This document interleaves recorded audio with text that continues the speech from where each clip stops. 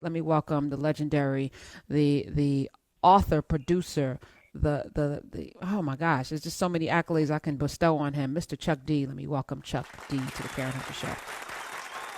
Hello, Karen Hunter, Hello, and Chuck D. it's a pleasure to finally catch up with you. My bad, my bad, my Oh, bad, never. and Let me tell you, I should have been on here earlier.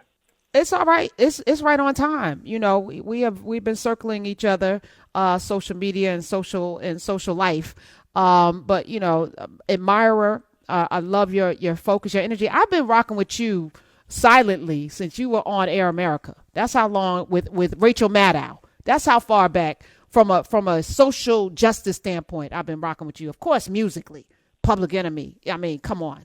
But you have always converged, the need to have to fight what's going on out there and using your platform to get the message out to the people. I was born in the '60s. I mean, I've been following you ever since. You made a lot of us in hip hop look literate by writing their books. So, so anyway, I really, you know, am a product of my times and my parents and my community. So that's what it is. It's like 40 years ago, the sense that I think that I got was called common sense. It wasn't really what people call deep today. But now we've gone to a point where sense isn't as common, and maybe you have common nonsense, and people that got their senses are lucky to hold on to them. But now you got people who have their senses that are snatched and taken away. Racism turning into fascism and back into racism again will snatch people their souls and also their senses.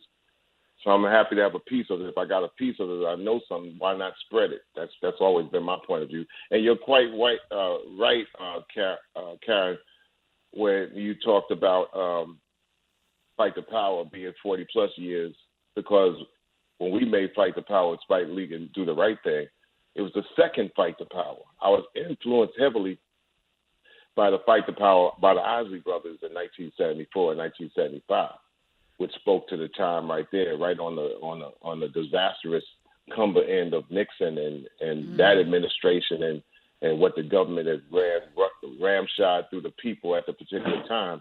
And Isley's was just plain simple and plain saying they was tired of all that bull-ish going down.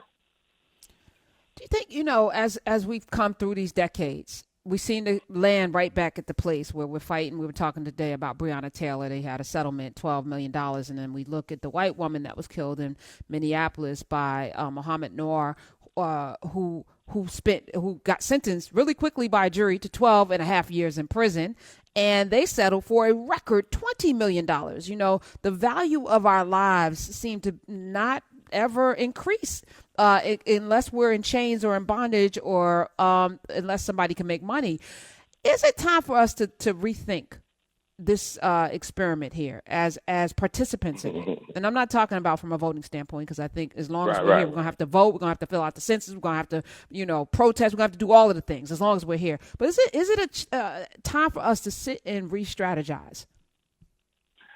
You're in the northern hemisphere. You're in the belly of white supremacy. You have to stay woke, never sleep.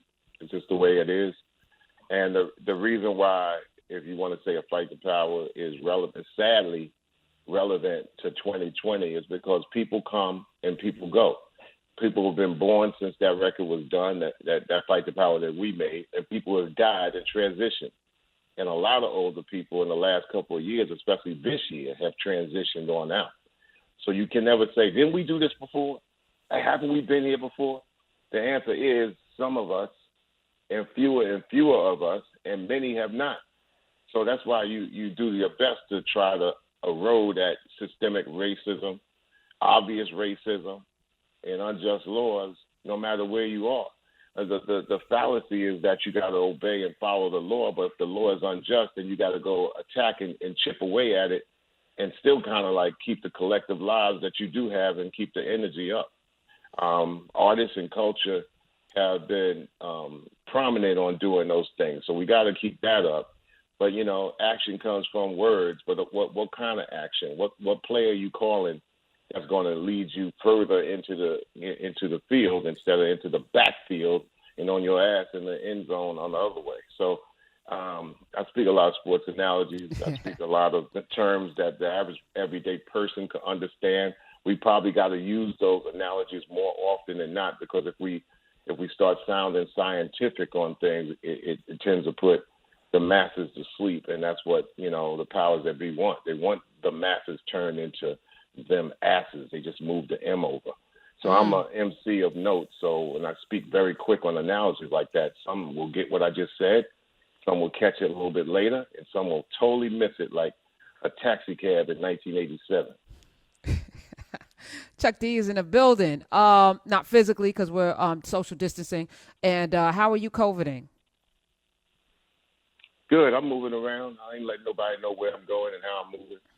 But I would tell you this, is that we've seen the convergence of citizens officially by governed law telling everybody, well, you got a netizen world too. So you got to figure out your rights as a netizen as your rights as a citizen, because your physical could get locked up for both. You can get locked up for doing something online as easy as getting locked up for doing something offline. And feeding the prison industrial complex, although I picked up a paper today and they said jail population's down. Well, the jail population's down because they figuring out the next stage to fill them up in another different way.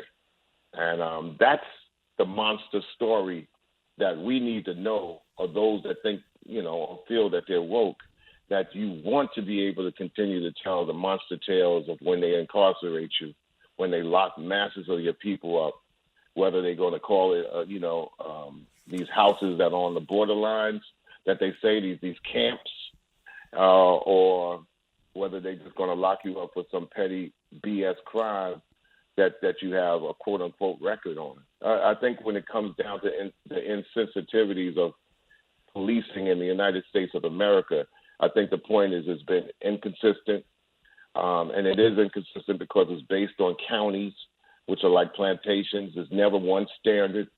And I think people are tired of the hypocrisy of being judged by how they look as opposed to the character of themselves being stopped for something.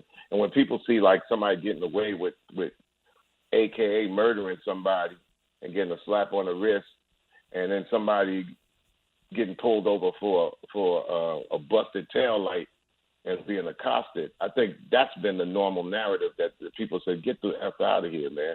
And that's what's been ticking people off. And that's what a lot of these people in the United States of America who just want to say, protect the blue at all costs. Stop the errors, man. Stop the hypocrisy. Stop the lying, man, and come up with a standard that makes sense. I mean, it doesn't mean no to policing, because I've been to Africa quite a few times, and everybody's black on blue, black. So just saying that F the police in every country you go to over there, some police will knock your face off, but you still are a citizen of that particular, territory or land. And that's the difference, is that you're looked upon as being possible family. In the United States of America, we are not.